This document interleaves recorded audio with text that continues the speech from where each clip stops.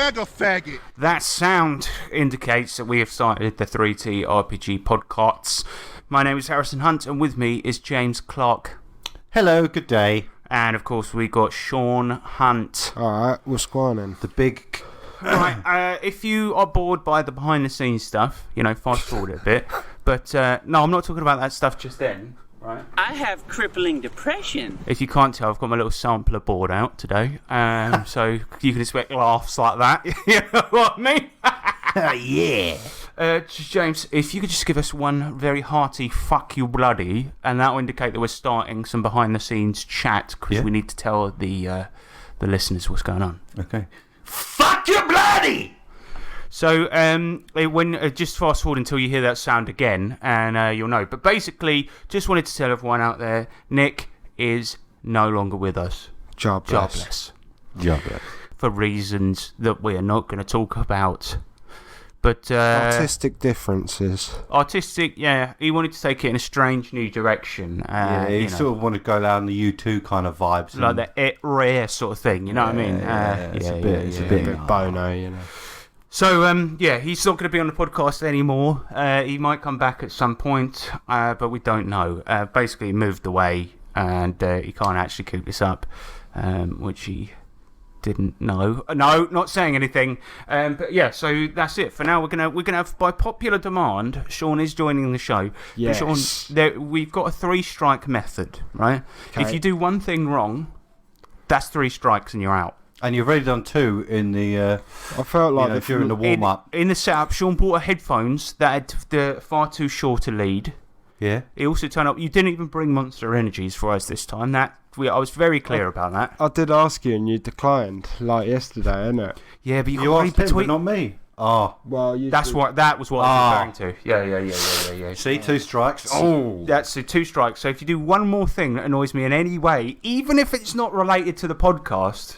Can I fired, like Nick. That's what he did. Can I have 10 more strikes if that's alright? Because I feel like the last Do you episode, donate on Patreon? I used to. Right, well then no. I need to redo that. But now I'm on the podcast, I don't. That seems a bit arrogant. I donate. I happen to be the only donator. I did for a very long time. Yeah. What? You mean you stopped? I think so. Right, 2 strikes. Fucking hell. You know. Yeah, me and James are the 2-strike brothers, innit? I have crippling depression. I'm going to play that sound whenever I want you to shut up for a minute. So this is a podcast all about tabletop RPGs, and we've got a show and a half for you today, because we're going to talk about what we've been playing in the What You Slaying segment, and we're going to do the main subject, which is the Monty Python RPG will be shit, and I can prove it. Then we're going to do a freestyle challenge. With me and Sean are going to battle freestyles, and James is going to judge them. And then, of course, we're going to do your electro letters. Shall we get on to what we've been slaying? I think it's probably best, yeah. Yeah. What the fuck?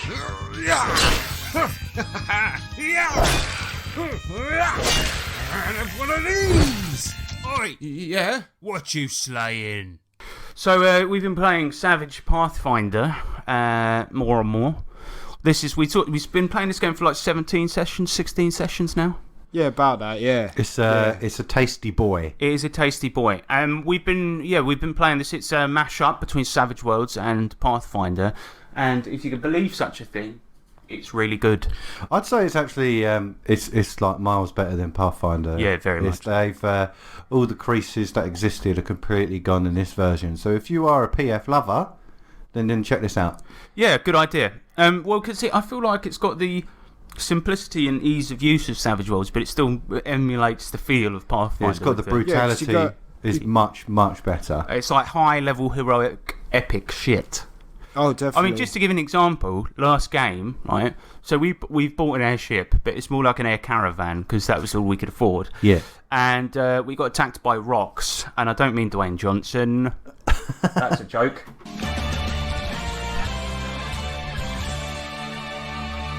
That's going to get annoying fast. So, we got attacked by giant birds, essentially. And when one of them was left, James's character, who's a dwarf barbarian called Ruddles, he jumped off the edge onto the back of one of them and killed it by slamming his flail into the back of it. And then as he descended, I used elemental manipulation to push him one square upwards, slowing his descent, whereupon the wizard of the team made a ramp using his protection spell to slide Ruddles gently back onto the caravan.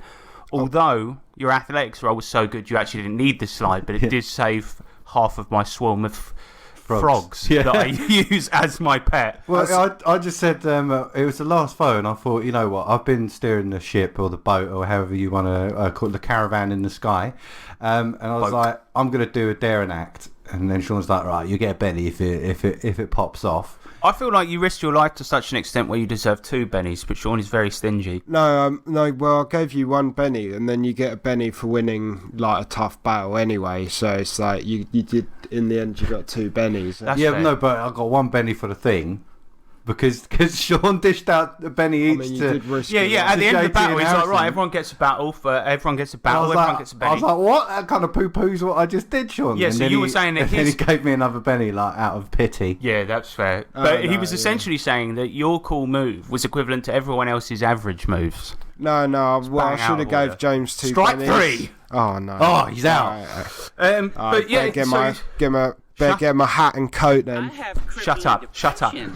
so the plot of it is that there is evil seeping into the world, and it is seeping into all of the elemental crystals that hold the world together, and we have to go about saving them because we are fated heroes of light. Yes, mate. At the moment, James is the only surviving first character. I'm playing my previous character's son, and then we've got a wizard called Henry, which is a bit of an in-joke. But anyway, we went to a dungeon just recently. We've saved a lot of the crystals so far, but the last episode we're doing the dark crystal, so we have to go through... The dungeon, basically, didn't we? Yeah, it was like a classic dungeon, but it was fun as shit, and It had was a lot of it was incredible. really lots of good puzzles and stuff in there, and a lot of good fights as well. And we sucked off a beholder. Yes, literally did. Well, that could have gone really, really a lot worse because basically there was a Because beholders are deadly. beholders are deadly. It was a tiny room. Pretty hot take there, Sean. They did a sneak to get this tube down that sucked it in and like spat it out, and like basically like it probably didn't even kill it. Like that's how bad beholders are. But So it was essentially the puzzle was try and get past this beholder without being killed instantly. And there was one way to solve the puzzle, which was to activate the switch. Fortunately, all of our rolls during this dungeon crawl was they were incredible.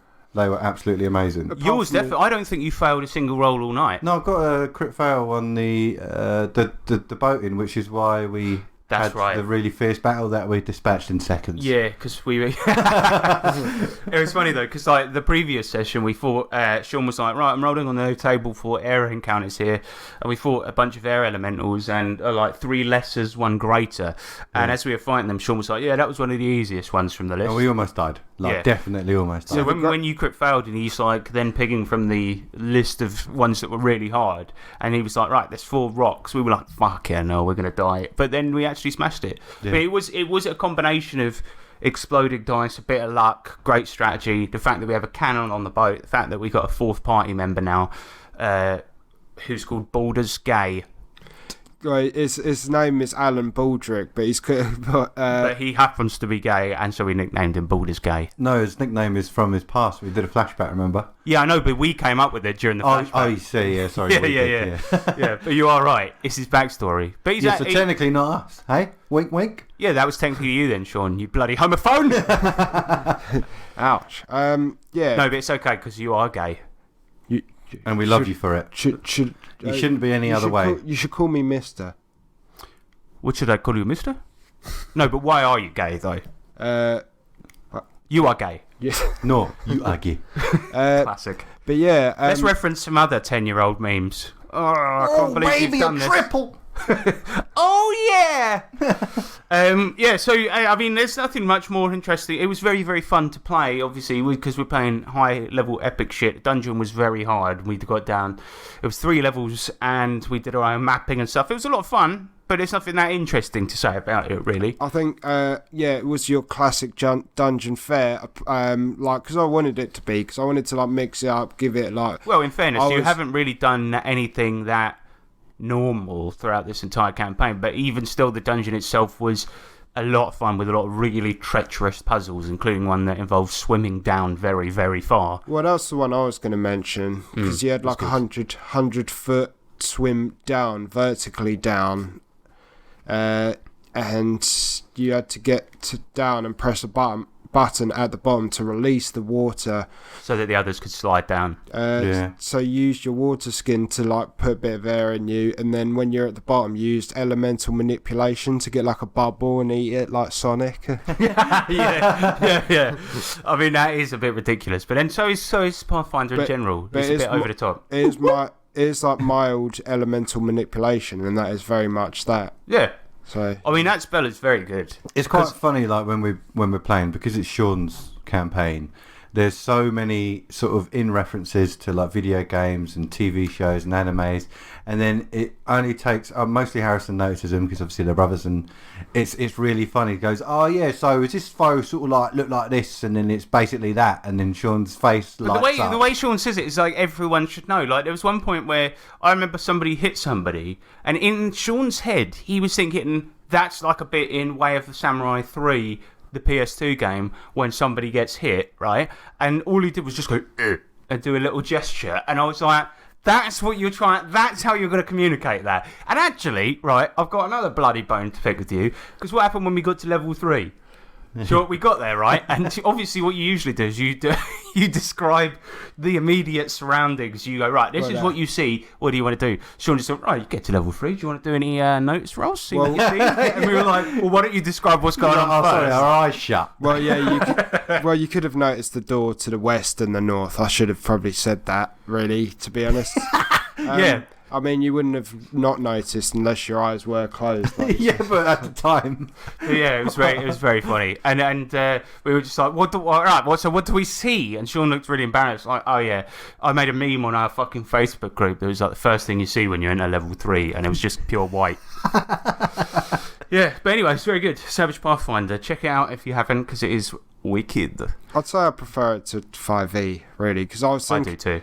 Because I was thinking about maybe, and Pathfinder as well. Yep. But it's I was thinking about maybe going and running it, or someone running a 5e game. And then I was like, no, I might as well just play Savage Pathfinder. It basically makes it irrelevant, yeah. I mean, for the high level epic shit, it emulates D&D and has none of the baggage. You know, I'm really pleased that it got created, because obviously my first love was Pathfinder. Yeah, exactly. And then that got shit in the bin because I learnt about more systems and getting all that stuff.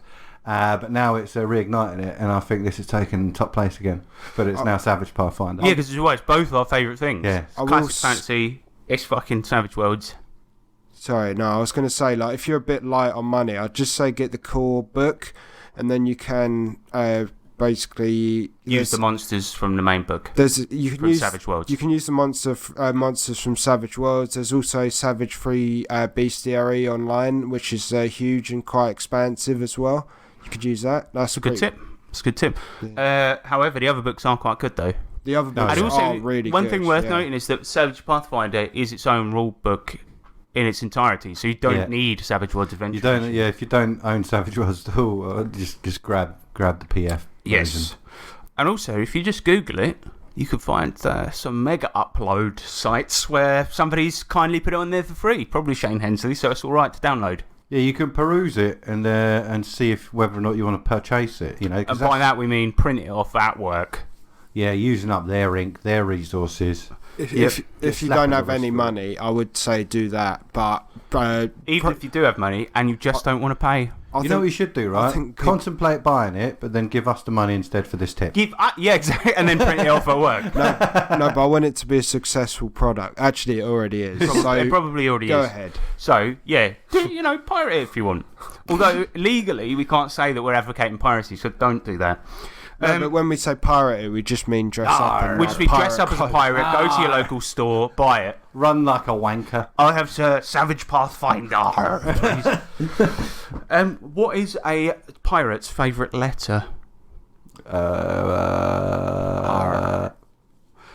You'd think it'd be R, but no, it'd be the C. So next up, we went out to London yesterday, didn't we, Sean? Yeah. Oh, yeah. Was did. it nice? Big time. It was a lovely day out, and we managed to swing by the Orcs' Nest on Tottenham Court Road. Well, near Tottenham Court We Road. did. I've got to be honest, I was ever so slightly disappointed because it is very small and they do have quite a limited selection. They had some good stuff in there. There's some really cool stuff in there. They had index card RPG, a lot of modules for Morkborg, and then I see the Holy Grail sitting on the shelf there. The Temple of Elemental Evil Goodman Games double book box set. Ooh. I pick it up and I'm like, right, that's a definite buy. Look at the price, £85. Put that back. Yeah, put it right back. I was really kind of gutted because I know that other sites sell it for 75, and I did say if it was that, I might have gone for it, right? But 85 is just a little bit too much. Why is it a tenner in person? An extra tenner in person? That's what I don't understand because I found it. I looked on Forbidden Planet's website because we went there as well, and I'll talk about that in a minute. But I looked up on there, and yeah, it was 85 in store, 75 online. What the fuck is that all about? The only thing I can think is that maybe they've got it in a warehouse somewhere and the prices are different for each store. But yeah. But weirdly, in Forbidden Planet, they had a fairly decent RPG selection. Not amazing, a lot of 5e stuff. But, sorry, for those that don't know, Forbidden Planet is like a quote-unquote geek store. But I was just looking at the comics and I just came across this, right? Japanese RPG that's been translated into English called Konosuba God's Blessing on This Wonderful World TRPG. Oh, mate, I'm looking forward to playing this. So I picked it up because I like anime shit. I'm a weeb. I don't actually like watching anime very much, but I do. But I am He's still a an weeb. otaku, mate. You're not a weeb. Yeah, that's right. Yeah. Sugoi ni Weaver. I mean, I'd probably say you are a weeb, unfortunately, because you have a kimono and you sort of wear it. It looks comfortable. It's a yukata, so suck it. Wow, I hate myself.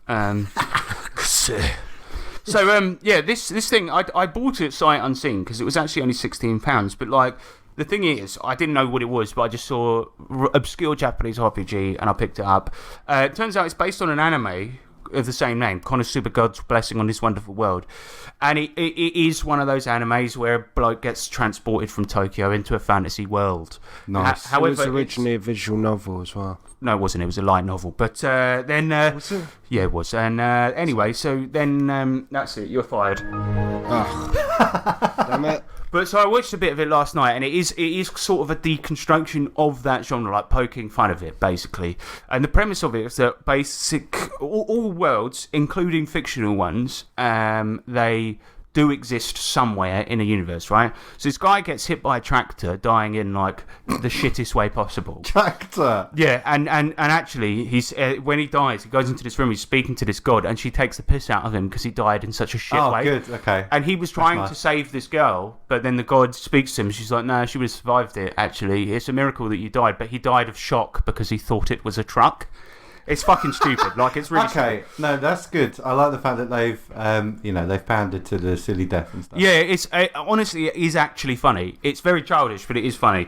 And so this woman says okay, you died. You can either go to hell right now, and let's be honest, it's not going to be very nice. But alternatively, that MMORPG that's come out recently, there's not many players, and so we need more people there to go and save the world from the Devil King. So you can choose that or go to hell. So he chooses to go into the game. Why hell? Not heaven. Well, I don't know. Okay. But yeah, so he chooses that, but he can bring one thing with him into this game world, right? And so he picks her, the goddess, so that he can have an easy time of it. And she's like, oh shit, I hate this. And The actual first episode of the anime, it really mimics the average RuneScape, like, new players thing. Like, he's begging for money, like, just digging holes, building fences, like, this type of shit. And it's actually really funny. I enjoyed it. I'm going to have to watch this, you know. Yeah, it's good. It's very good. It's on Crunchyroll, but it's also on YouTube for free for some reason from Crunchyroll. So, but yeah, this book, it includes some replays, which is like accounts of a game. It's got all the characters from the anime started. And then, of course, like, it's, you play in the MMORPG world. Have a look at this book, James. It's very lovely.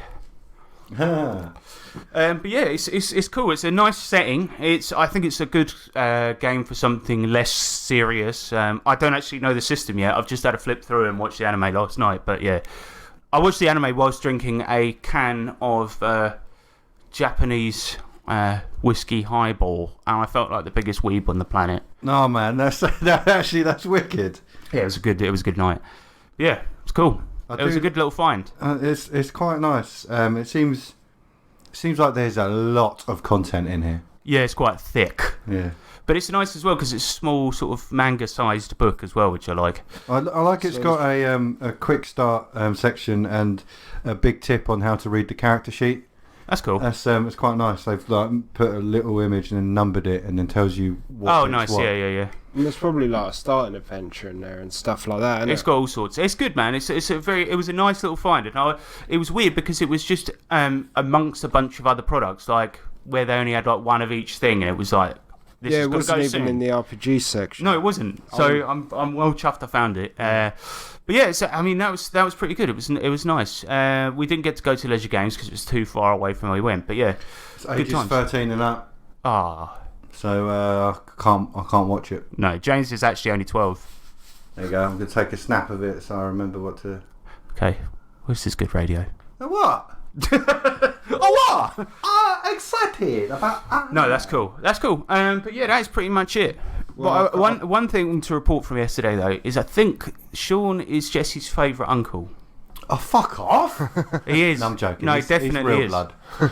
No, but you're real blood. You're quite. No, real blood. We're just not that related technically. However, he likes Sean probably better than he likes me. Oh, that's savage. That's why you got strike 3, Sean. You're out. Thanks for coming. I feel like if he Have a nice day. saw me all the time, he would hate you. Yeah, because I see you all the time. Yeah, and we hate you. Oh. Lastly, I want to talk about just very briefly the video game Yakuza Like a Dragon. Oh, it's an RPG. I'll allow it. It's an RPG. I'll allow it. Ho, brother, whoa, now. You got too much dip on your chip. So, this game is it's a PS4 and PS5 game that is a RPG set in the modern day about Japanese Yakuza, or sort of. The main character is an ex-Yakuza, and he becomes homeless and stuff like this. But the reason I think it's worth a play is A, because it does the really serious bits really well, the emotional bits really well, and the comedy is off the hook. I mean, I was telling James that there's a side quest in it where you visit this bloke's cinema, and because it's such a comfy environment, you have to stop yourself from falling asleep to not hurt the bloke's feelings. There's a Pac-Man mini game where you collect cans to sell them for cash. Like, it's nuts. But the thing is, what they do is, I think that, let's say, for example, you're running Wise Guys, right? There is a chance that you might think that the enemies might get boring because they are all people, right? And in Yakuza Like a Dragon, they're all people, but they have used so many different archetypes and clever moves to make it fun. Like, for example, you might be walking along the street, you'll fight some Yakuza, right? But then you might fight, what's some other good examples? There was one like... There's like Kung Fu guys, there's chefs, there's fashionistas. Yeah, there's a robber, like a car robber called an automoburglar. Like, the names are just really funny. But then all of their abilities pertain to what they do. So, like, the chef can use... they've got magic, quote-unquote magic, but... Maybe they'll use like a blowtorch to set you on fire, or throw a plate at you, or whatever. That's wicked. But like the enemies, there's so much variation in enemy. There's a homeless guy who's sleeping in a bin bag, and his head comes out the top, and his legs come out the bottom, but his arms are still inside. Pseudo. And all of his attacks are kicks. Pseudo trash. That's awesome. Yeah, that's what they're called, pseudo trash. And there's hungry homeless who are mages, but instead of a staff, they've got an umbrella they hold upside down, so it looks like a staff. They're all rooted in sort of JRPG sort of thing. Tropes, but they're sort of adapted into the modern day, and it's like the variance in enemies and what they could do is brilliant. And then it sort of made me think that maybe arcane backgrounds in Wise Guys would be a good idea, but if you had to trap each spell so that it was a real world thing. So one of the main characters, this guy called Nanbe, he's a homeless guy, and he does magic, but one of his spells is that he just throws a bunch of seed at you and then pigeons attack you. But that would be a good trapping for like the burst power in Savage Worlds, for example. Well, to be fair, I did. Your character has joined your party recently in Savage Pathfinder. I was kind of inspired by Yakuza for that. Yeah, because he's an engineer, but he's technically the wizard class. He's a sorcerer class, yeah. So, but all of his attacks, like he's got a tool bag that he throws stuff out. He can give you a builder's lunch, which can heal fatigue or make you ignore one wound, like shit like this. But anyway, Yakuza Like a Dragon is well worth playing for that reason. If you need inspiration for interesting encounters, cool enemies, and things like this, it is a really, really good game. That's fun. One of the best, I'd say. It really is. If you're looking for a really good JRPG, you probably haven't played one since Persona 5, I'd pick this up. What platforms is it on? PS3 and PS5. PS4 and PS5. And Steam as well. And Steam, yeah. Sadly not on Switch, because like, the Switch would explode, I think. I mean, it struggles. Well, it doesn't struggle, but you can tell that they've had to make it work on PS4. I mean, it's because it's a huge game. But yeah, it's great. I do have to turn it up because, the PS4 is like trying to burn all the roaches and stuff. Like, it's very loud, my PS4. So I have to. Why have you got roaches in your room? No, in my PS4. 'Cause, cockroaches. You've got cockroaches in your PS4. What are you talking about? It was sort of a joke about how much dust I got in my PS4, and then and also like the game. Sean recently, shut up. Sean recently bought a Steam Deck, right? That was only like a week ago, and you're like, oh, I don't use a PS4 anymore. PC Master Race hashtag. Well, I prefer to play. So you converted him. Yeah. I do. No, I just still use my PS4 for Netflix and that. Oh my god, you're such a cunt. You've only been in the PC Master Race a week, man. Hell yeah. Right, anyway, shut up. Next bit. That's not very good, is it? Should we do the main subject? Yeah, please. Shut up, next bit. Next bit. Main. Subject. Magic. Main. Subject. Tokyo. Main. Subject. And now for something completely different. Nice. Oh, fuck. Yeah, we're talking about Monty Python today. Everyone is aware of this. It's a comedy troupe of some of the finest comedians the world has ever seen. And they're responsible for some of the greatest sketch comedy ever. And on top of that, they made two of the most groundbreaking, subversive comedy films ever made. And when I say this, I'm not exaggerating. Because the comedy from a joke-telling perspective is not only masterful, but it also blends absurdity, silliness, and clever subtleties in a way that few people have done before or since. Now, for all of you people that quote the Holy Grail at RPG tables thinking Monty Python was just random and silly, lel, well, I suppose this episode is for you because a group of people with the same stupid outlook have decided to make a Monty Python RPG.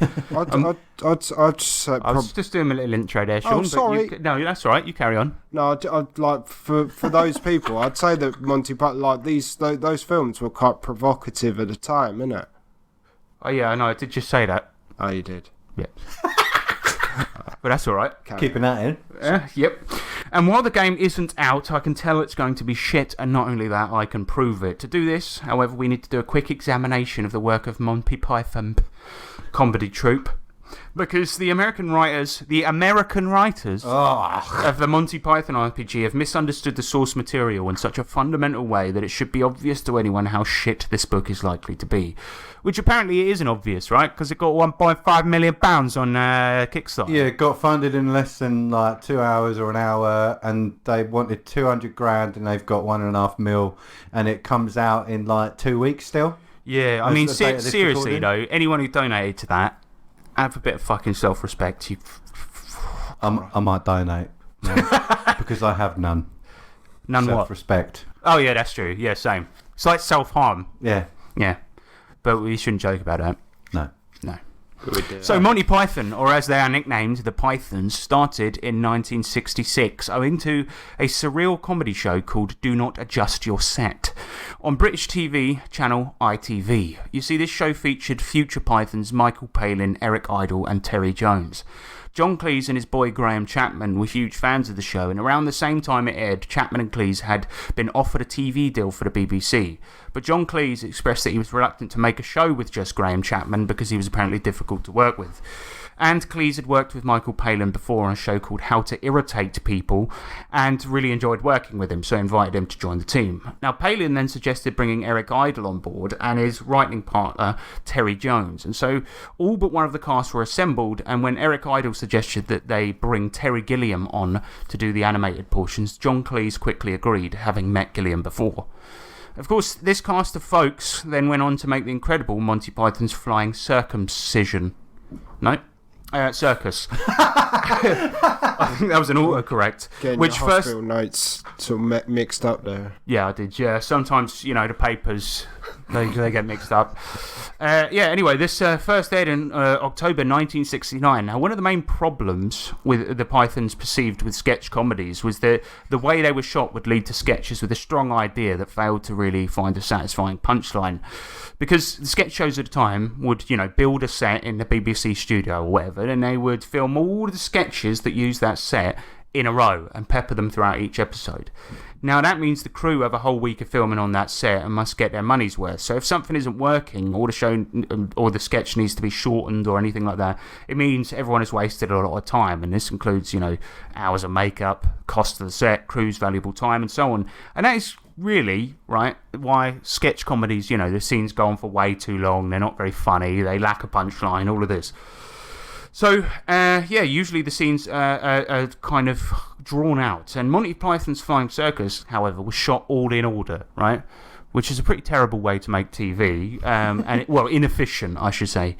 But it means the show would often reach a punchline and immediately move on, sometimes to an idea that they came up with on the spot after they saw the scenes play out. And John Cleese, in his autobiography, called the style stream of consciousness sketch comedy, which is pretty accurate, I would say. If you've watched Monty Python's Flying Circus and you've watched like the World of Ballooning episode, the first one, and it's like that really is like, as soon as they hit a punchline or the scene that stops being funny, the actual camera crew would just walk in and then just move on to a next bit or something like this. Like they have like a random like news report that comes in that's all in like pseudo Dutch, where he's just like but yeah, it's fucking great. But yeah, it was all shot in a bloody row. And now I'm not saying the show's perfect, right? James, you've watched a lot of it recently. Yeah, boy. And what did you think of it? Well, I do like it because it's completely my dad's humour, and he introduced me to it. And I watched the original series, I think all of it with Layla a little while ago, and very recently watched the 1989 rendition of the Flying Circus, where it's just a bunch of best bits all contained into an hour. And it never ceases to give me a chuckle, to be honest. But then, because that was because they made 3 films actually, but they made a film that was just all the best bits from the 45 episodes in one. And you watched that one, right? Yeah, and it said parrot sketch not included. That's the version of the one that I watched, and it's very recently, and it's good. It's good. I really kind of enjoy, like you mentioned in the intro, the slapstick but really smart comedy that they've managed to amalgamate together. Yeah, because it's the execution of it takes a lot of smarts and like knowing their craft really well. Like they were obviously very intelligent people, and very like they understood a lot, like politics in particular and all that. Exactly, and I feel like they come from that sort of generation. Have you ever seen like, for example, Rowan Atkinson? He's also very educated, like everyone. But there's a thing he does where he talks about how to do comedy, and he's really serious about it. Like he understands it really well, and he's like, to the physical comedian, everything can be a joke. An elbow, a knee, an eye. And it's like, well, yeah, he totally gets it. And I feel like all the people working on Monty Python were from that same crop of type of comedian that you don't really get nowadays. I mean, I've seen some stand-up comedy on Reddit recently, and it was not good. So there we go. But yeah, I mean, there's some sketches I think that are too mental to be funny or something like this, or just ones that I probably don't get. But in terms of like minute-for-minute laughs, there is very little like this show, and the style is almost never done in any type of TV today, with the exception of maybe The Fast Show, which paid homage to the rhythm of Monty Python without actually utilising the production style. But my point is, right, is that Monty Python's good, innit, lads?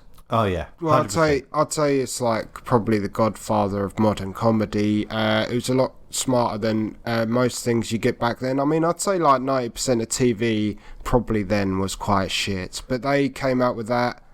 And I like how a lot of their shows were not broadcasted post Watershed and still had like piss, like the word piss and shit and little fluffy words like that. Yeah, it's funny And actually. tits. I never thought about that. There's an obscene amount of tits, and I forgot about that when I started watching it with Layla, and I was like, oh yeah, sorry about that. Spent a lot of time as a teenager pausing on those screens. But yeah, it's good. It's good. I like it. And yeah, it will probably still be a long while before we ever see a phenomenon even remotely similar to Monty Python. So it's about this time that I might as well mention the films that the Pythons put out, right? Because honestly, it's likely the only Python stuff you listeners have ever seen.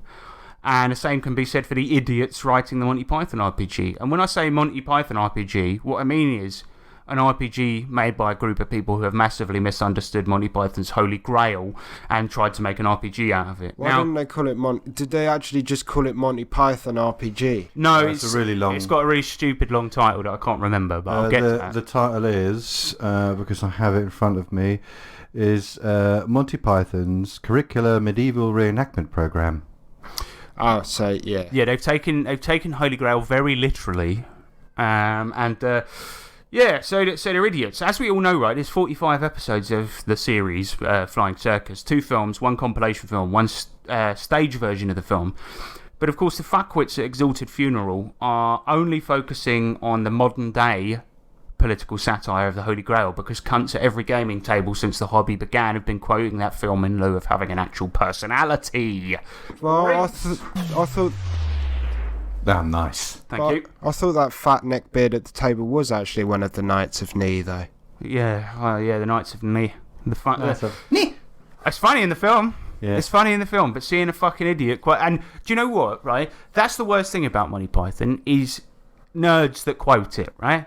And actually, as you'll find out, the RPG, that's a core part of the fucking game, is being a nerd quoting Monty Python. But we'll get to that. So considering, right, that this RPG... Oh, shit. I've just got a Discord message. Must shut that down. Shut up, Discord.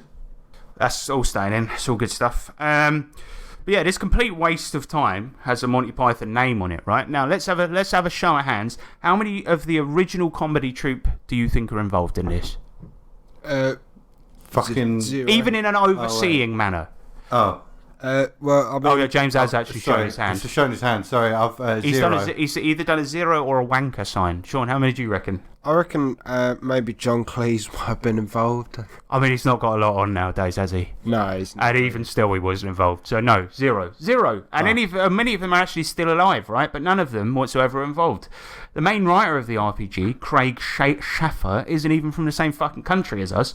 So you know he's going to do a great job of shitting all over the legacy, right? And his main qualification on the Kickstarter appears to be that he's watched Monty Python's Flying Circus.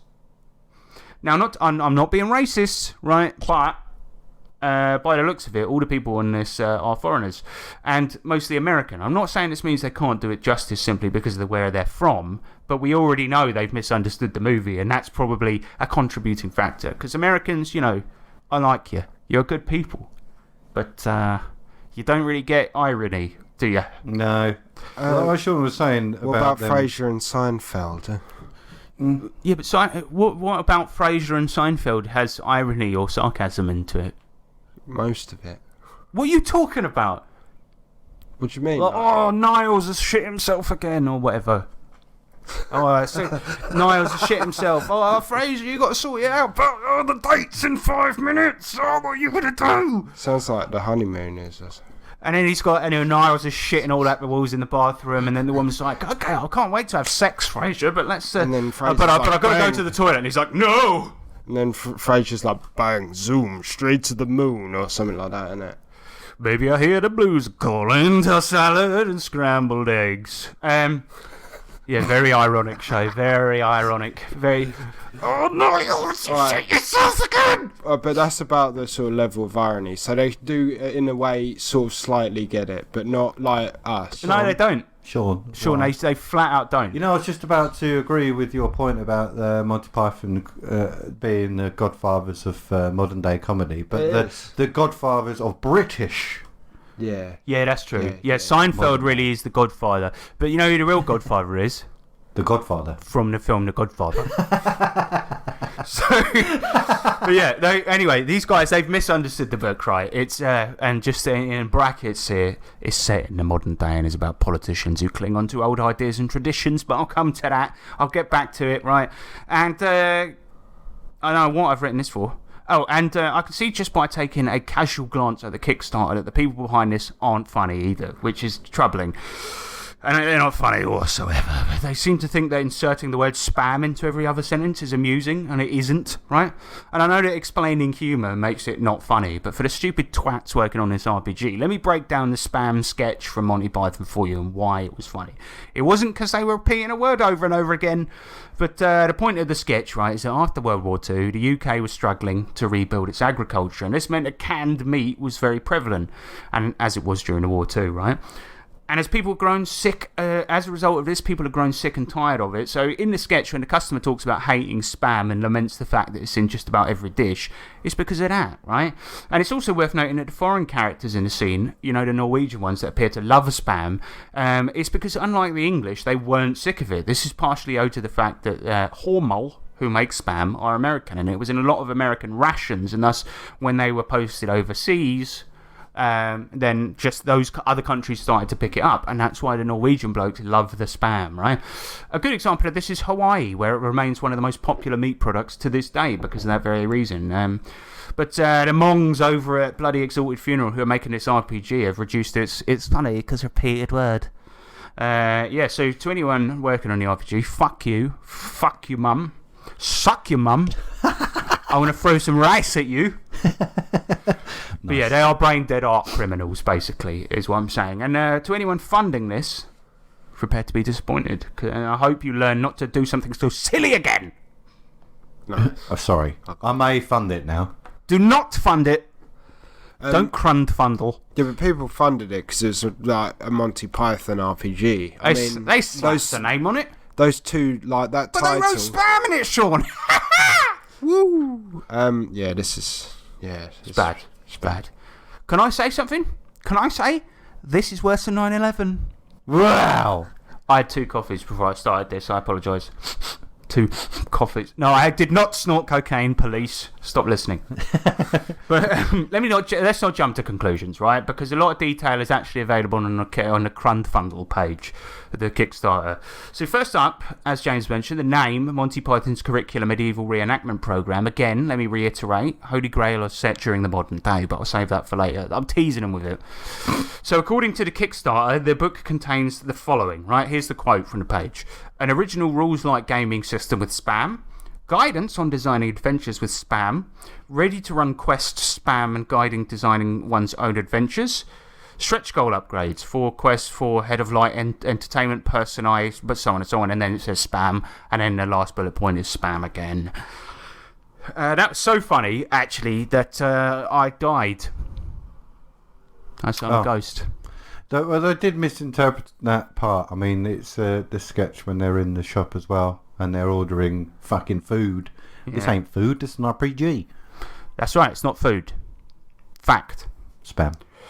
So the game, the first part of the Kickstarter tells us about the game, right? And it's the first thing it says is that the GM is called the Head of Light Entertainment, which is funny, right? Because they've renamed it, right? Because usually it's called a GM. And it's funny because they abbreviate it to Whole.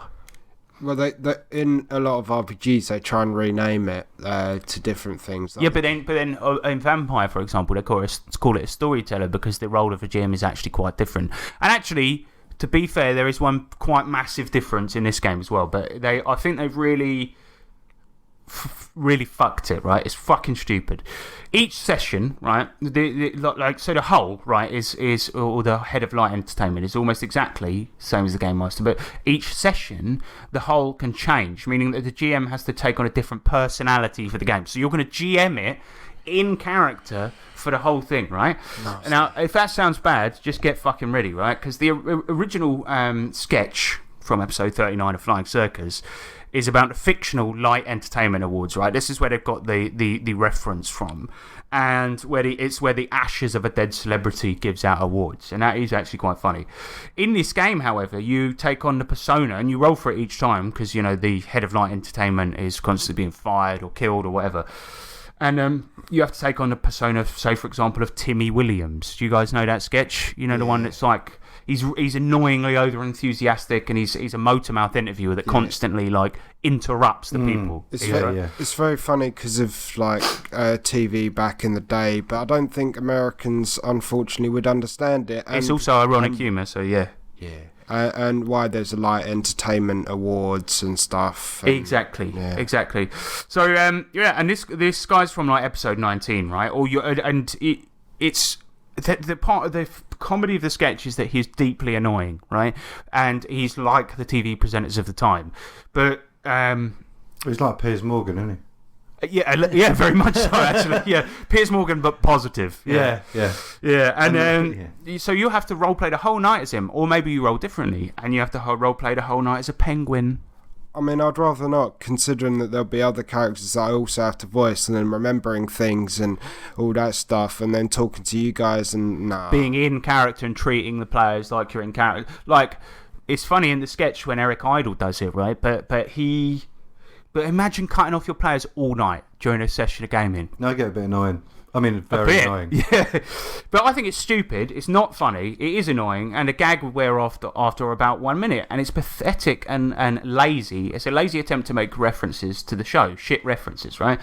And as I said, like, you know, the whole thing of like people quoting Monty Python at the table, that's a core feature of this game. It's for your friends. Like, as I said, it's funny when Eric Idle does it for 5 minutes in the sketch, but your mate's doing a bad impression of it and misunderstanding the humour. Oh, that's going to be fun, isn't it? Imagine a fat neckbeard doing that for a whole 4-hour session. For a 1 hour session, it would be annoying. But yeah, luckily though, guys, you're going to be pleased because there's 18 of these personalities to use for a night of gaming. Oh yeah, can't wait. 18. I suppose what they're going for is this is the type of RPG that you want to run for people you really don't like, isn't it? Yeah, I think so. If you want to bore someone to death. That's the burn alarm. Right, but yeah, let's talk character classes. There's 11 of them, and they're pretty cool. They're pretty typical RPG stuff. But what's clever, right, is that they've renamed some of them. Rogues are ne'er-do-wells, bards are troubadours, and so on. So what they've done... no, this is clever, right? What they've done is they've tried to make it sound more British, which is really clever. I like it. Go on. What do you mean? One class. No, I'm just saying, like, so instead of rogue, it's ne'er-do-well. Oh, yeah. And one class is bottle of water. Yeah, that's right. Have you read this? No. Did you work on this? I mean, like, no, it's uncanny though, isn't it? But yeah, so like now the game uses a dice chain mechanic, right? So if you're good at something and you're gonna roll a 20-sided dice, and if you're shit, you roll a d4. Except actually, it's really clever, right? Because what they've done, instead of good or bad, they've used a scale of silliness and seriousness, meaning all they've done is rename it, right? So, I must say, right, while this was probably unintentional, this whole dice chain and like naming each level of the dice chain is a very easy way for new players to gauge how good another character is at something without having to be sort of RPG literate, to use a sort of wanky term. But for example, if I tell you my Valor stat is a bit too silly, really, right? That means you know it's shit, right? But then I suppose just having a +0 or -1 would probably do the same thing, and you probably learn it in about 5 minutes anyway. So yeah, the highest is a bit too serious, the lowest is a bit too silly, and then like a small bonus is somewhat serious or somewhat silly. So you have to get a small bonus to benefit, really. No, a bit too serious. Well, actually yes, because crits, right? They're called struthing. And they've renamed it, you see. And getting a crit increases a stat, and these dice explode. But there's nothing new or exciting then. Crit fails work the other way round, and they've renamed it too. And just think about the least funny interpretation you could probably make about Monty Python, and that's what it's called. Because I'm not going to say it because it annoys me. If you crit or fumble too many times, you offend the head of Light Entertainment. So you're going to get a demerit token. So in actuality, yes, you want to be semi-competent at everything, but not 2, because otherwise you're going to keep rolling in high numbers, and that's when you get a demerit. Oh, that's clever. Oh, I've just read what they've called that as well. Just say what it is. The crit fails are called... Spammed it. Yeah. Allow it. Anyway, if you get enough demerits, then you're going to roll on the dire consequences table. And the amount of these in the corresponding subjective offence is based on what character the whole is for that night. So each whole has their own table of dire consequences. And some examples include being called away to do another sketch, getting crushed by a giant foot, and so on. And if I may, I'm going to make a little comparison here, because I noticed at this point that there was a few similarities to Made RPG, right? But I'll tell you why that works and this doesn't. Go on. Because in Made, the GM is the master, right? That's similar to playing the head of Light Entertainment. And annoying him can lead to crazy consequences depending on what configuration of the game you play. But here's the difference, right? Made is funny because of what happens in the game, not the writer's self-perceived sense of humour, right? It's not... The book isn't funny to read, but to play it is funny. Secondly, in Made, the GM isn't really playing the character all night. It's just that character happens to be like this anime landowner who happens to be a main character in the game. And the game is modular and can be as rational or as crazy as you want. And the game and Made is designed to be played for an hour to an hour and a half at a time and costs £10, right? Yep. This fucking RPG is £65 plus postage. What? I would also say this is like, with Made, the stress explosions thing, that's your HP mechanic. You're not getting demerits for having done really good rolls. Do you know what I mean? It's fucking dumb. So far, this really feels like a free RPG that you'd find on like the dark corners of the internet. Yeah, like somebody's shit project that they've made on. It's like all of those weird fan-made products like Jackie Chan RPG. Yeah, that's exactly what it feels like. Yeah, like exactly. It's not actually meaty enough to actually bring to any table, but on somebody's WordPress blog, it's quite a fun thought exercise. Yeah. Yeah, you're absolutely right. Yeah, I reckon the Jackie Chan. I nearly said the Jackie Chan RPG is probably better than this. So. Anyway, let's get back to the game. You can get merits too, but they're just as boring and lame as the demerits. Anyway, another offensive piece of material that I refuse to cover is that the game comes with a board game. There's so little content in this that you get a board game with it, right? You don't have to, but it's an add-on, right? And it comes as a bolt-on, which is a shit idea. But one cool feature, the one redeeming feature of this fucking piece of shit is the dice catapult. Yeah, I knew you were about to say it, but that is... I told you about it in the pub the other night and we were like, actually. But unfortunately, you can't buy it on its own. So. Yeah. What is it? It's just a little dice catapult. Hey, look, I can show you a picture of it, Sean. They're all there. I think it's right at the bottom. We've got a badass over here. There you go. Oh, that's really cool, actually. That is actually a good product. Yeah, I wish they just sold that separately. I mean, probably after the Kickstarter's funded and all of that and finished, we'll probably be able to find them somewhere. Do you know what I mean? Yeah. But I wonder how many times that's going to result in it falling off the table. Oh, but there's a mechanic involved with the catapult, specific one. Yeah, what is it? The board game thing? Yeah. Yeah. So you're supposed to shoot it into like your opponent's area or whatever. Yeah. You got some like cool coins and stuff. I thought you'd have like minis and things like that though. John Cleese mini doing his Nazi walk. That'd be sick. Anyway, the write-up for this board game is the shittest add-on ever. And hang on.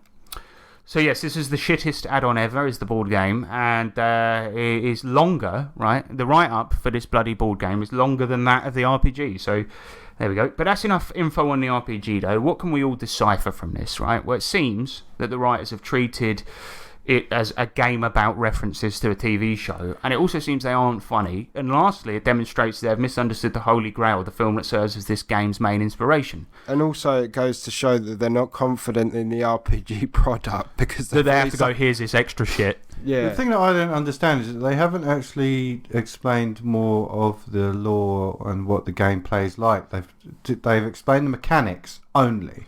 And they're very basic as well. Yeah. And it's like, well, surely you want to get a flavour for the game. Just saying Monty Python don't give you anything, because what is it? Because we spoke about it a little while ago, and I was like, right, you could do like a little skirmish or something with one of the Monty Python tropes. Or say, for instance, you have to do a battle, but then for some reason you have to utilise the Ministry of Silly Walks, and you always have to roll a d12 to determine what direction you have to go. That's where it could be good. And you mentioned that the other day. I was like, well, what they needed to do was actually include these parts as part of the world. But we don't know fucking anything. It could just be a very, very standard game where they've renamed the manner in which you roll. Do you know what I mean? And that's probably what it's going to be. But it's silly, but that's it. I think it's just going to be literally a medieval fantasy game. Or just a medieval game. But Holy Grail's set in the modern day, though, so... Well, should we get to that then? Go on then. So, it is set in the modern day, right? In the late... And this is just... The reason I'm going into this is to prove how stupid these people are. In the late 20th century is actually where Holy Grail is sent. It's actually around the time the film was being made, right? The most obvious part being the end, when Arthur and Bedivere summon an army, right? And a 1970s police car turns up, whereupon Arthur is arrested for causing a riot, right? And there are other scenes which show the police following the trail of Arthur and his knights, right? So it's not just a random ending that comes out of nowhere. Now, if you're a fucking idiot, you might think that, you know, it's just random. But they literally foreshadow it throughout the film, where the police are trailing them, right? But the film is littered with hints. For example, when Arthur and his men are heard by John Cleese, you know, when he's on the top of that fucking castle and they're making the wooden rabbit, the sound he hears are modern power tools, including a chainsaw and a drill. There's also the holy hand grenade, right? And grenades, although not necessarily modern per se, were almost not in existence until about 1,000 years after the Arthurian legend takes place. Lancelot's torchbearer / pack mule bloke is also called Concorde, the name of a type of plane that was mainly active during the 70s when the film was made. Additionally, there's a bit where a bloke simply called a famous historian waffles about King Arthur before being killed by a knight, right? And his presence as a narrator implies that the film is a documentary, and we even see the clapperboard with the name of the very film you're watching on screen, meaning that scene is taking place in the 1970s. And there's a lot more of this, but I should mention the basis for most of these observations came from a fantastic essay by Rob Ager, but it's also a commonly accepted theory about it nowadays, right? And his theory is that the film, essentially the theme of it, because you look at Life of Brian, right? It's subversive, it's anti-religion, it's anti a lot of stupid things. And this is the same. It's a subversive film about aristocrats who have clung on to old ideas to the point of having some sort of group psychopathy, right? It's all these people believing in one shit idea and literally crusading for it. And this theory is given a lot of weight by a scene early on in the film where a bloke calls Arthur crazy because he believes he's the born ruler, and to quote it, simply because some old bint in the lake threw a sword at him, right?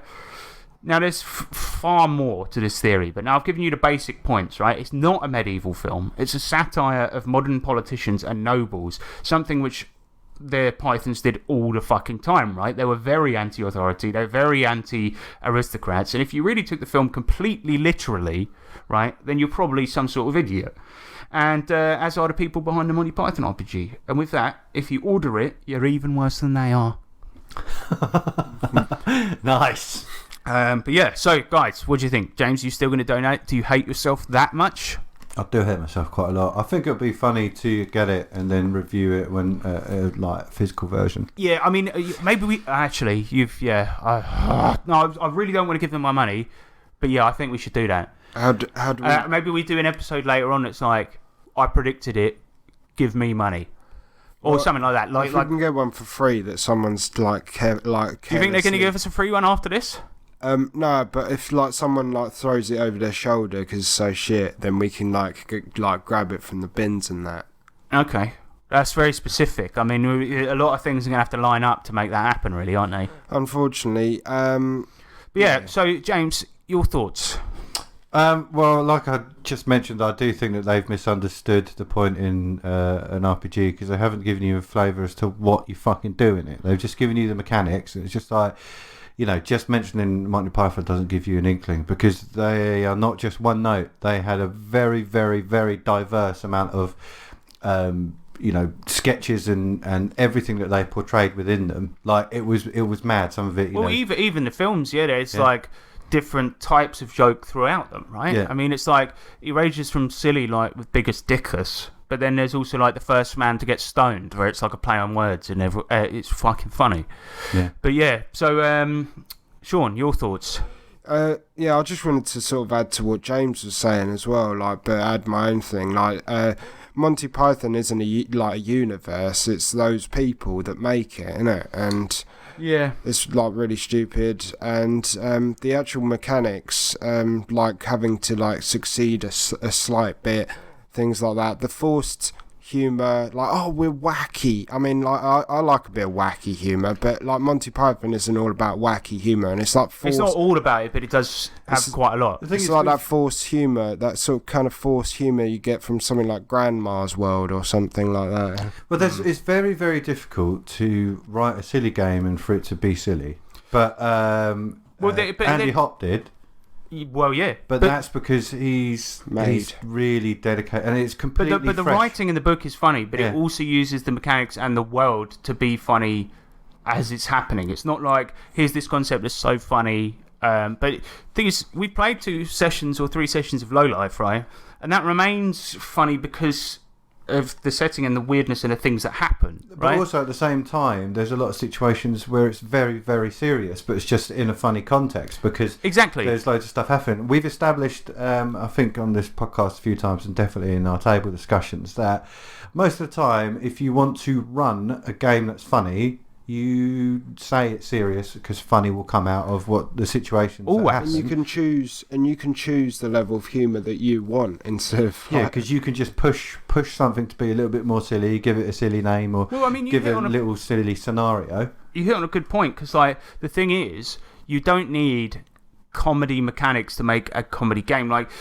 For example, right, Made. I think it's a very funny game. When you sit down and play it, it's funny because of the mechanics, but the mechanics aren't themselves inherently funny, but it's the fact that you have to roll for mundane things, constantly fuck them up, or get so stressed you might just go and hide in a cupboard. But those things, it makes it funny. But the thing is, if you wanted to run a comedy game, you could do it with D&D 5e. Well, you can do it with absolutely anything. Considering Sean's, Savage Pathfinder, he's created a lot of enemies and stuff, and he's just trapped other things with other words, such as the exploding shrug. Now, for that reason, it was hilarious because of how deadly it was, because it took us all by surprise. And also because it was amidst a serious situation, and it was something happening at the table. And it was he didn't just go oh yeah, it's this is really wacky, guys. He just went, just exploding shrug. So his delivery of it, the fact that it was just a manoeuvre or spell that was trapped in a different way, and then understanding the reference following it, it's just that is crazy. And we're not quite playing a quote-unquote funny comedy game. Savage Pathfinder is serious. There's nothing. There's nothing funny about it. It is serious, but but then look at our Mork. Sorry to cut you off, but look at our Mork Borg actual play, right? Maybe we attempted to be funny within that, but it's anything can be a comedy game, right? Yeah. And I think that this is such a useless product that it's utterly pointless. What were you going to say? No, I was going to say there's always sort of comedy bits in games anyway. Because that's what life is. Yeah, we've been in some of the shittest situations ever, and there's been funny shit happened. But even some of the dire situations, like in GURPS, when we had to swim down a toilet. Yeah. Oh, yeah, through the sewers. And then one of my guys who had existed for one session died choking on sewage water. Yeah, he literally drowned in shit. Yeah, I mean, it was a funny situation, but incredibly serious. I fucking died. If that was happening to you in real life, there's no way you would find it funny. You're laughing, running out of air. But yeah, I think we will buy this. We will see. Because it might be fun to have a look at and see if my predictions are right, which they are going to be. Are you going to buy the board game bit as well? God no. I'll tell you what, maybe a good idea, what we'll do, right, is double check to see when they expect it all to come out to the public. And with this amount of money, it should be fast-tracked, yeah? Yeah. Well, they should at least, meet all their expectations, I would hope. So maybe get your mum to get it, and then when she visits, there's no postage, eh? I think Exalted Funeral is a European company, if I'm not mistaken, but all the writers and everyone producing it is American, but they're just publishing it. So it should be alright. Yeah. Well, we're close, so we'll get on a train after this. We'll go over and slap them. Yeah, cool. Alright, Monty Python RPG. It's going to be shit, and there's your proof. So, next up, let's do a freestyle battle. Welcome to the Chamber of Challenges. Chamber of Challenges. The Chamber of Challenges. Chamber of Challenges.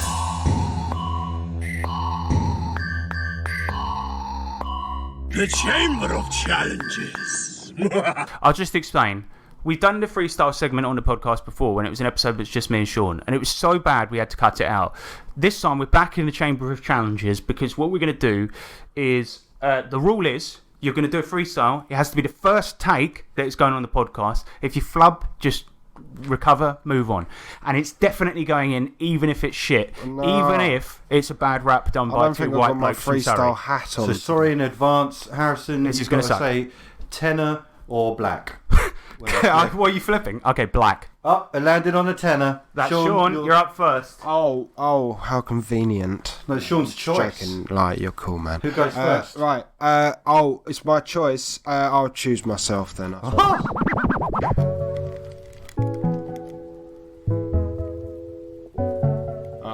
Is that enough volume? Yeah. Right, jump in at anyone. Roll them dice. Wait, when's the beat drop? Oh, yeah. There it is. Yeah. Right, you've going down the goblin cave. Here we go. Got my sword. Fourth knave. I'm gonna stab you. And then I'm gonna get that money. Gonna get that gold from you. Gonna jack dudes. Gonna jack them goblins. Although they ain't got much money. Just got bones. Like my dice that I'm rolling. Hoes. Ain't got a lot of them. Cause I'm in a small village that's getting rebuilt. I got a scrimmage. Right. I pressed that by accident. That was actually not that bad. None of it rhymed. It was shit. None of it rhymed. It was an interesting flow. Yeah. And a goblin. I'm in a village. I tried to go a bit drilly on the rap there. Well, anyway, James is going to judge these afterwards, so let's not get into the quality of them. Yeah. Oh, yeah.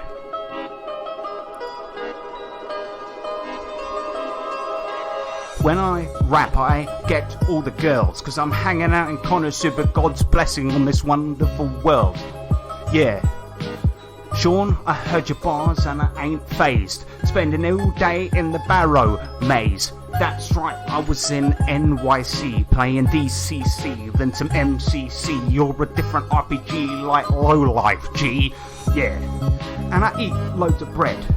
Hanging out all day in the domains of dread. Or was it Isle of Dread instead? No. But I've got bare flows and I'm in the pub drinking those ales by the flagon. Yeah, I'm famous like Arthur Pendragon. Who you? Call of Cthulhu? Yeah, see that look in your eyes. You've bought a fugazi, you're not a wise guy. Yeah.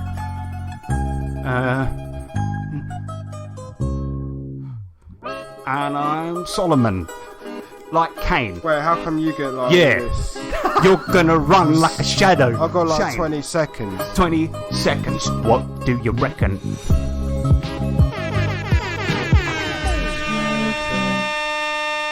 I believe emotional damage. Yeah, but the thing is, you ran out of bars. I didn't run out of bars. I mean, I was interrupted by the sound. Do you want another go? No, that's fine. That's cool. That's Right. alright. I just thought it was at the end to. I was trying my hardest there. That was nice. I like the. No, it was not good. It was not good. Well, it's like less RPG related. Thing is, I was looking at my shelf of RPG stuff over there, and I was quoting, just using words from that, so it made it easy. You were looking at my face, which must have been very hard. Spot of enlightenment. I did. Oh yeah. Is that cheating? I don't think so. It might be. It might be. Right. All right, James. So, James, who was the winner and why? And I'll have my hand hovered over this winner button. Wait, who's the Well, the real winner is me, because I got to hear two great guys rapping, and I witnessed it in person. No, but you got to pick one winner, though. Yeah, so it's me, innit? No, it's not you. Pick one from me and Sean. Well, if it's got to be me and Sean, then it's me, innit? Right, well, this segment is No, the real winner is Spam, as we've established. Yeah. Right, so we're going to have to get the listeners to maybe... Yeah, listeners, vote on it. You decide who won. They were both rubbish, but who was the least rubbish? Yeah, I mean, I didn't have my freestyle hat on, but I did have a few good bars, I think. No, because he's wearing headphones. The hat would not fit over. He's just got a hat with freestyle written in Comic Sans on it. Yeah. All right, bye. No, I mean, we go to Electro letters. In the future, you will be able to send a letter or parcel from anywhere on the planet. This, sir, is the Electro letter. I don't know where Sean is. Sean's gone missing. Yeah, it's like, what's happened? I don't know. Did you piss him off when we were outside? You were outside, because I wasn't there. He got upset about the freestyle. He's gone home. Well, he should be. It was shit. I'm joking. It was. No, but they were both shit. I liked them. I liked both of them. I'm pleased. Should we do some Electro letters? Well, it'd be rude not to. Yeah. Sean can come in whenever he feels like it. Yeah, this is the kind of like free strike ability that it has of Sean, isn't it? He's gone. Maybe that's what it is. Oh yeah, he's taking the free strikes. Good. Yeah. All right. So the Buttman, he is the first one. He says he's got a question about the black hack. He says combat. I get that the PC has to make an attribute check to hit a monster and do damage, but am I understanding right that the PC must also make an attribute check to resist the monster's attack? Meaning the monster never rolls an attack. It's always the resistance roll by the PC. Yes, that is correct. Yeah. It's a nice system. Yeah, it is. You roll dexterity to avoid an attack, a ranged attack, strength to parry a melee attack, and then of course you can spend your armor points to negate any damage for any reason. So falling off a thing, getting hit, whatever. I like the fact that you can repair that armor. Yeah, it's cool. It's really cool. And additionally, the monsters always do set damage. Although, because it's completely player facing, but when I run it, I did roll damage because I just thought it's a little bit more fair, and it also made it more dangerous. Yeah. Yeah. So, yeah, that's that question answered. He has another one. He says, do you engage in a session 0? And if so, what do you cover? If not, I have seen Sean just go to the loo, by the way. It's been in there a while. He says, if you do a session 0, what do you cover? If not, why? So, yeah, we do them. We didn't used to because we sort of saw... Well, actually, I sort of saw the creation of characters as eating into time we could spend playing the game. But we tend to do... It's more like a session 0.5 because we tend to sit down, make our characters, and then after about an hour or whatever, we'll start and we'll play a couple of hours. It's quite nice as well because we've got to just, in that kind of session 0.5, we get to a point... where we can discuss it on the table and then have characters with linked backstories. Sean, put your fucking headphones on. Are you guys chatting? We started doing Electro letters because you were gone for like 10 hours. Well, that's sorry. What were you doing? I needed to urinate. And you were outside for ages. I was guarding the pram. I have crippling depression. Now because of you. Okay. Sorry. Okay. All right. Well, yeah. Session 0. To the first letter, yes. Good. Actually, that is correct. Session 0. We mainly do character creation. The GM will do a bit of explanation on the world, and then we get right into it.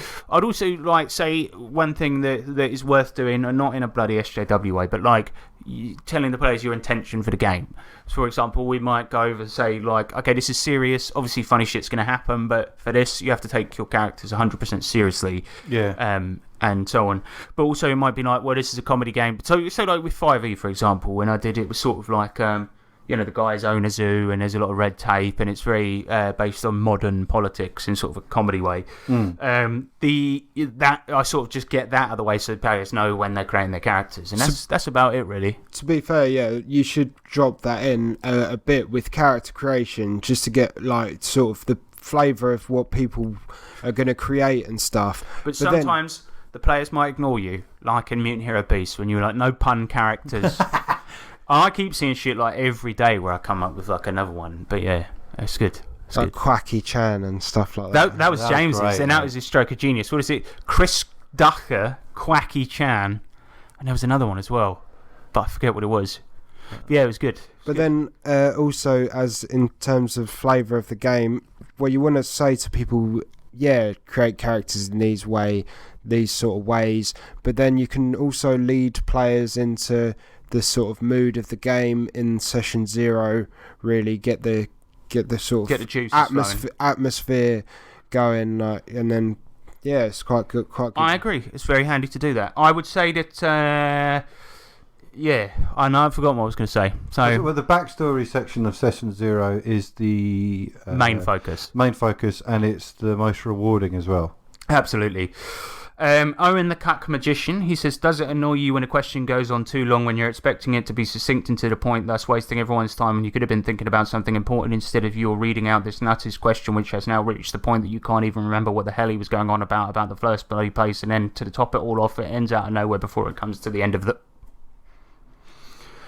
Elizabeth, he says, any pet games that you want to run someday but something keeps you from getting it to the table? He says, mine is Cthulhu Tech. I love the pitch of Cthulhu meets Evangelion, but the system was just so bad when I ran it years ago I can't go back. Eventually I tried to run something similar with a better system. He has another question as well. We'll get to that in a minute. So yeah, something you've had for years, you have the intention of running it, but something's stopping you from doing it.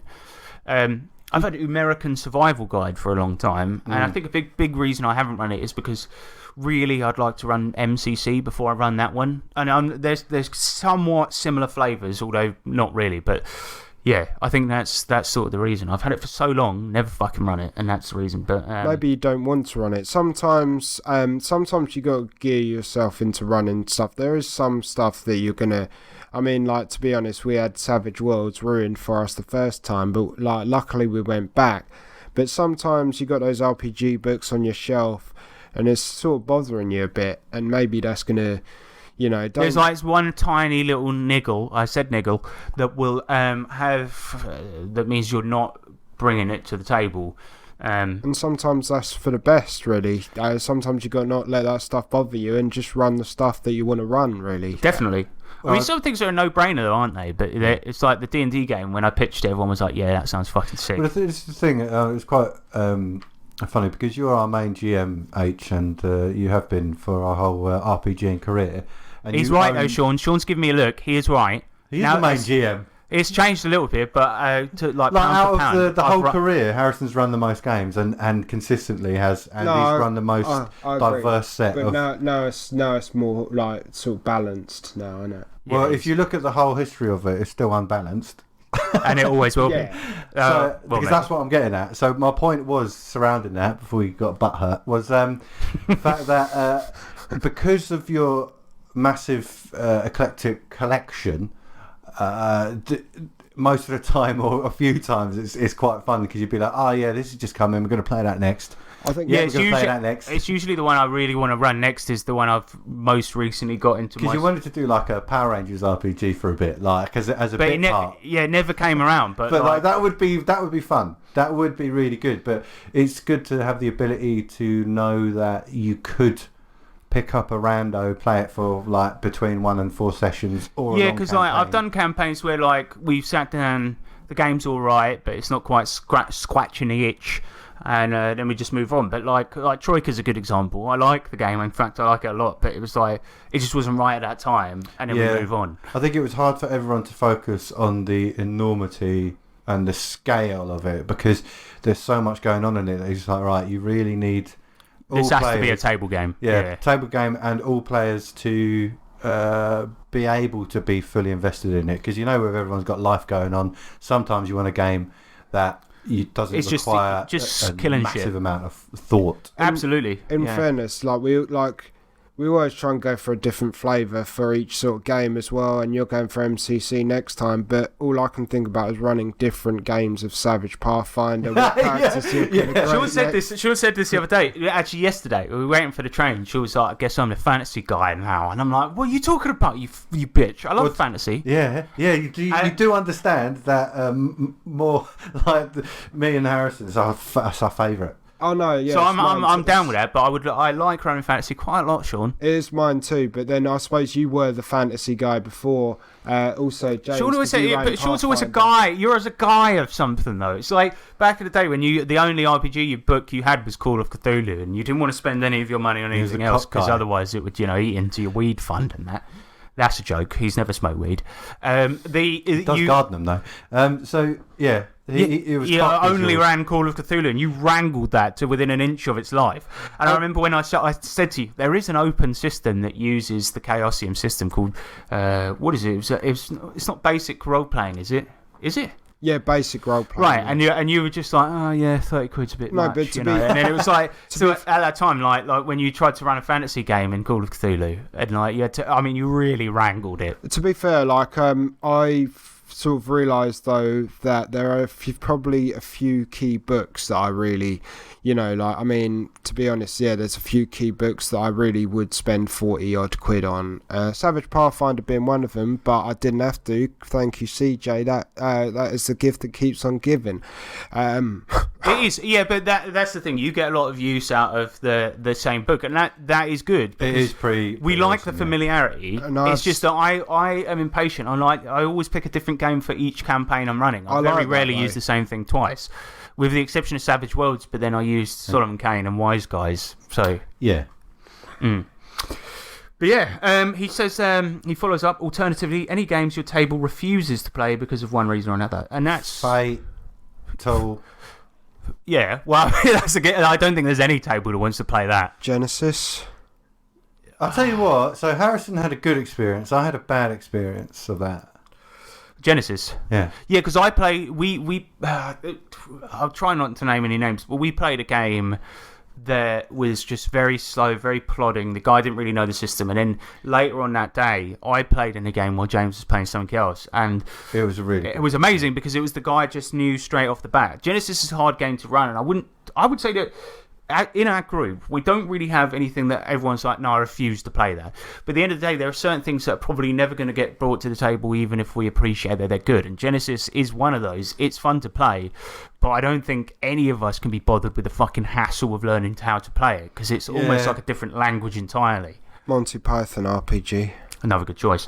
I think we all went off Pathfinder from a system point of view after a while, once it really opened up. I mean, the thing is, that beginner box, if the whole game was like that, it would be perfect, right? Yeah, because it's good the fact that it guides you along. And to be honest, you do need that, because otherwise you get the rules lawyers and the table boglins who get bogged down in every sort of detail. It's hellish. Yeah. Yeah, but that's because there's so many different systems going on in Pathfinder. It's a bit much. So much to remember. So I think that's probably the closest we could get. But I fortunately, all the players at the table are very, very up for trying anything, right? Oh, yeah. And, I mean, but I did have one heartbreaking moment recently when I ran that mini campaign of Root, and then Sean and I were playing Donkey Kong online recently, and he was like, Root, it's a good game, it's good for like 1 to 3 sessions, but it's very shallow. And I was like, shallow? Yeah, I'll take it back. I appreciate you taking it back to protect my feelings, but... It's such a deep and involved game. I like the atmosphere, like that you bought, and like the story was absolutely like crazily good. System, so right? I would like it does revolve around 10 to 12 different moves, and then you've got roguish talents on top of it, right? And the thing is, but it's the way in which those are used and what you do with them that are different. It's just more it's slightly more prescriptive than something like D&D. Is it alright if we play it again? Yes, definitely, because I think you are mistaken about that. But that was sort of like, imagine if you were we get this a lot actually, where people talk about that they love old school D&D, but their players will only play 5e because it's what they know. And I think we're really lucky that none of us are like that. But it would be heartbreaking if I was like really excited about, like, I'm running MCC next, right? If I like said the other day, I'm like, by the way, this is what I'm running, and then everyone at the table just went, just play a bit of 5e. I'll probably just go and jump off the nearest bridge, which would be Raffles Bridge, which isn't that high. But yeah. So we're lucky in that respect. But yeah, I guess Pathfinder fits that bracket that nobody wants to play it anymore. No, actually, I'll tell you what we'd never play, never bring to the table because we think it'd be shit. Starfinder. That's a very good point. Gen Lab Alpha. Yeah. I like Gen Lab Alpha, man. Yeah. I like it a lot. Why did you mention that? I did. He didn't like the campaign for certain reasons where the GM perhaps...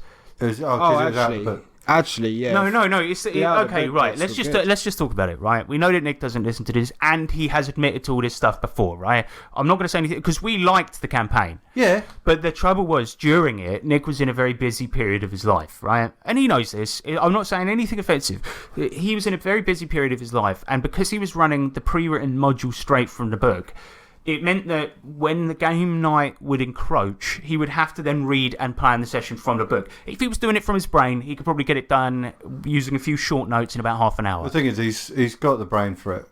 He has. Yeah, definitely. He's a great GM. But instead, like, he was running it from that. And so what his technique would be was it would get to games night. He hasn't had time to read the next bit. Would be worried that if we went off the beaten path, that it would fuck up later parts of the story. And he would just make an excuse and not turn up. I mean, the amount of one-shots we did that year. Do you remember it took us about a fucking year to get that campaign finished? But, it was 9 months. That was part of it. The other part of it sort of was that perhaps the survival mechanics took a backseat to the political mechanics, whereas they kind of work in tandem. But I liked it. I liked the campaign. It's just that the 9 sessions we played shouldn't have taken a year to complete. But... that's the story of a lot of people that play these games. They'll often only play it as and when. But yeah, it was getting a bit ridiculous having to prep a new one-shot every time, like every couple of weeks. Yeah, it must have been quite difficult for you. Yeah, it was annoying. But I think the setting's great. The system's fucking good. I mean, look at the fucking Tales from the Loop game we played at UK Games Expo. You loved that one, Sean. And that's the same fucking system. Alien, very similar system, and a great RPG. Another one that Nick has yet to finish. It's been a year since the last episode. I was tempted to actually pick it up yesterday. I mean, we saw it in the shop in London. I was like, should we get that? Finally finish this fucking campaign. Because we played 2 episodes and they're amazing.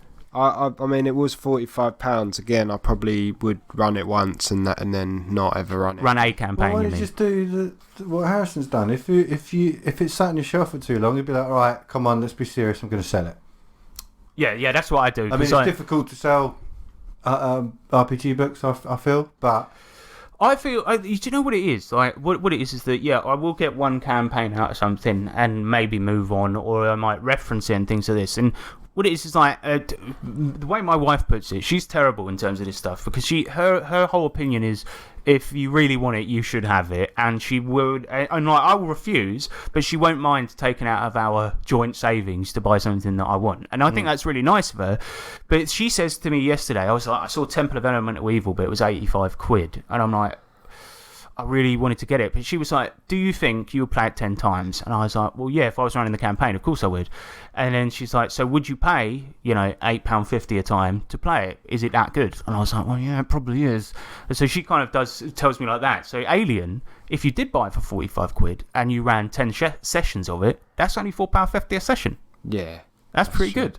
Don't you think? That's quite a good way of looking at it. But yeah, I mean, like, yeah, I do end up selling RPG books that I don't think I'm going to run again. Like, I had quite a lot of trouble letting go of my D&D 5e box set because I had such a nice time with it. But I just don't think I'd run it again. Because I've got so many different versions of D&D, like DCC, OSC, all this stuff, that I'll probably run first. Yep. So, yeah, I know that wasn't part of the question, but yeah. Lassie, he says, any recommended sword and sorcery music? Arnold Conan is a given, but what else? Arnold Schwarzenegger. Fucking hell, I'm an idiot. So Sword and Sorcery, I don't really know, mate, because I don't... Sword and Sorcery is like Lankmar, Beasts and Barbarians, Golden Axe is a good one.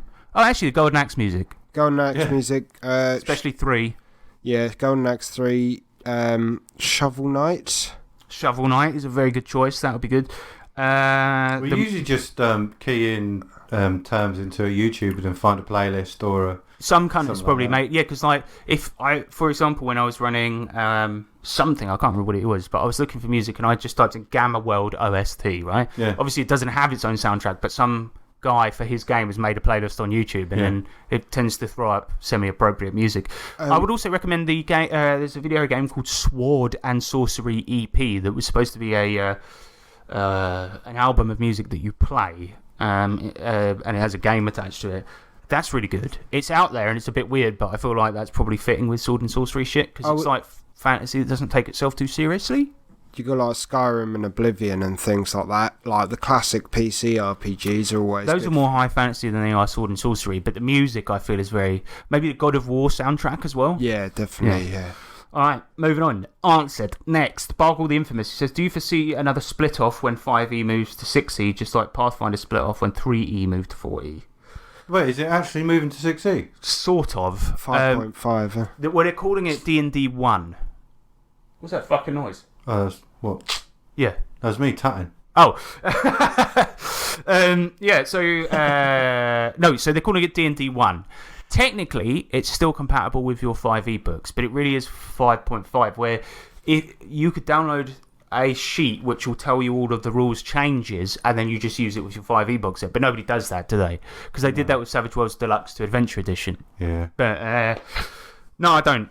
I think the reason I don't foresee it is because I think that the D&D community has become too ubiquitous. It now consists of people who just play D&D, and I think that who learn from Critical Role and things like this. And I think they'll probably just move on, buy the next books that they need to continue playing the game. Yeah, I don't think there'll be a split, really. No, probably not. Because 4E was also so polarising that it was obvious why the fucking split happened. But it's actually. I mean, we have fun with it, but yeah. I will say this. Ace, he comes in with he says, how many dice can Harrison fit in his mouth and still say 20 Ds? Now that's a good time. And I was going to do that earlier as a challenge, but I realised because when my son was born, I had to pare down all of my RPG shit quite a lot. I only kept to my absolute favourite dice. And it'd be a bit mucky to have put them in, or to. Well, as Sean was saying, I would need to wash them, and I haven't had time to do that. Yeah, you'd have to wash them before and after because you'd have to borrow hours and stuff, innit? Yeah. So yeah, and now I don't want to do that. I don't have to But eat probably several because he's got a gaping mouth. I have got quite a big mouth. I can fit a 4-finger Kit Kat in my mouth without it breaking. So there you go. That's impressive. Thank you. Yeah, mate. Last one. He says, the Buttman, if you had to take Bobby Evans out for dinner, where would you go? Now, probably hell. The thing is, loads of people started making Bobby Evans memes on the Discord when this came out. And it turns out that quite a lot of people don't know who Bobby Evans is, because I guess I ranted about him like 2 years ago and then keep referencing him for no good reason.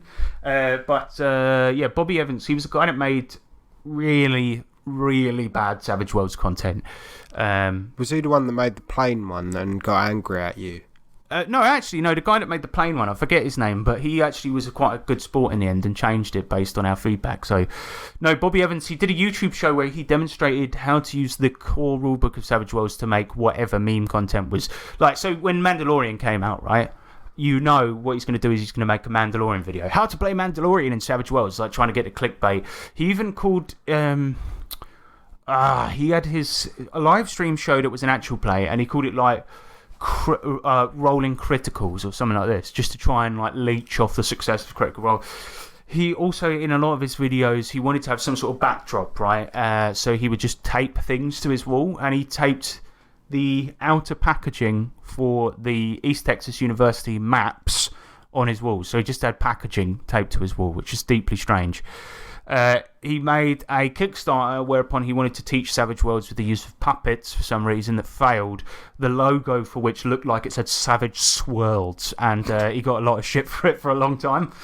But yeah, his sort of Savage Worlds involvement finally ended when there was an art asset included within Savage Worlds for third-party publishers that said Asian Wizard, and he said that he didn't like the pejorative term Asian because it lumps them all into the same area, while you still using the term white and black. So there we go. That's who Bobby Evans is. If I was going to take him on a dinner date, I probably tie him up, put him in the boot of a car, drop him off in the middle of nowhere, leave him for dead. That's way too extreme. Sorry. I don't know, Chick-fil-A? Chipotle. That's the one. he probably well, Bobby, if you look at him, he looks like a man that has lived off fast food, and I think that just any fast food joint he would enjoy it. But I would love to. I invited him on the show and I wanted to interview him, but he's a coward. Right, so should we Mega fact. should we wrap up there then? Yeah. I'd probably take him to Pizza Hut, I think, because it is quite disappointing these days. I mean, if you went to Pizza Hut in the 90s, that was like a delicacy, man. Like, now it's like disappointing. So probably that. But yeah. I know you weren't asking me, but no. I mean, the question was for all of us. But the thing is, Bobby Evans, I don't actually hate him. I'm joking about wanting to tie him up. I would never do that. I don't actually hate him. I just think that he is one of these people that he loves to have a topic to rant about in a typical political fashion of the nowadays, who also makes terrible content that is so bad and so clearly supposed to get clickbait. And he's got it. And like he does, the YouTube thumbnails that like all the popular people do. Like he does stuff like that. And I just find his content is sort of like not in a huge way, but a bit morally reprehensible and thoroughly annoying. That's mainly what it is. Oh, can I add one more thing before we? Of course you can, mate. I just. Have you got a question? No, I just wanted to say, R.I.P. to Kevin Conroy. Who's Kevin Conroy, Sean? Batman. The voice of Batman. Right. He's dead. Smoke weed every day. All right, let's go to the outro. It's hard to believe you were a nerd with no friends or girlfriends in life. So why'd you spend every day indoors acting like a shut-in neat? Look, shut-in and neat are totally different, so stop calling me that, you bimbo! Yeah, so that was an episode. It was. Yeah. We've done it. Sean? It's certainly one of those, yeah. Still on probation, but it's good to have you here. Thank you. I feel like you actually contributed once. Not as much as me or James. Can I have my supervision? Not even as much as Fang, my cat, who's in the room. But, you were here. You turned up, you were on time. Can I have my Actually, that is... It's all right. That's quite... What? Shut up a minute. When's lunch? What's he doing? Are you always trying to get free lunch out of us? Why is he doing this at You the should end? pay us We're meant lunch to be do on the outro. Do you know who I am? Fuck you, bloody! No, we forgot to. But yeah, we've got tens of listeners, right? This is a platform for you, Sean. Tens of listeners. Most of them me. Our mum listens. Yeah, she enjoys it, so there is that. And so you should be paying. So you're going to buy us lunch and a bunch of teaboos. What's a teaboo? Like weeaboo, but like English version. Yeah. That's pretty good. Teaboo. Wait, is that genuine? Did you make that up? Because that's genius. I saw it once on the internet. Oh, you could have. Yeah, you could have taken credit for it, man. But I'm trying to get it going, really, because it is kind of like true. Oh, yeah, Shut up. Anyway. Crap. Yeah. Riding about in my wagon, but I'm really flagging. Gonna have to go to the pub, get myself some meat, and I'm gonna have to get myself something that I need some chicken, drumsticks. There's that woman over there looking real thick, elf with the big ears. Right, that's enough of that. Right, I've been Harrison Hunt. Oh, no, we need to do contact details. 3trpgpod@gmail.com. Go over to Patreon and donate, because Sean really wants a free lunch, and at the moment we're not earning enough. James, any other commands? There's some more commands, such as the Patreon thing, the RPG of the drive-through variety. Go check it out and look at wait a minute. Now we're in publishing. Yes, thank you for that. Sorry to interrupt you, James. Now we're in the outro. There was something that Sean did that was stupid the other day that I asked you to take a note of in your phone, and you took a note of it. What was it? Oh my god! I forgot. I said, can you write this down, because I need to mention it on the podcast. You don't need to do that. It's alright. It's in the outro. Nobody listens to this bit. You could say the N-word freely if you want. Oh, where is it? What did Sean do? Oh god, that's good. Do you remember, Sean? Please. Yeah, I do. Yeah. What was it? It was the trench foot thing. Well, Sean thought, right, because he had poor circulation to his foot, that he had trench foot. No, I'd like my toe. That you get from standing in like a muddy trench for hours on end. No, days. My toe, like had a bit of trench foot. No, you had athlete's foot. That's it. Yeah, you had athlete's foot. You had a bit of athlete's foot. Athlete foot. Sorry. And you were like, I've got trench foot. I me, trench man. foot. I did have like That's such a teenage exaggeration. A touch of trench foot. It is, isn't it? I think I've got the black Why plague. do I have any need to like exaggerate though? Sean, Like- you don't have the black plague. You haven't got trench foot. Go to 3T RPG Publishing on Drive-Thru RPG and buy one of those products. Check out our socials. Please join God, the Discord. Please God, tell your friends. Yeah, join a Discord. Don't tell your friends. No one has any. We don't. We don't really like each other. It's pretty solitary. This is all business. Hobby. We only do this for the meagre amount that we get on Patreon. Sean needs a free lunch. Goodbye, everyone. Riding round in a rover. If I see ops and it's over, I'll send man straight to Jehovah when I take shots like M. Sharapova. Doing up tennis. Call man Dennis, I'm a menace. Doing up olives in Venice. Big man ting, I'm bigger than Venice. Stop it.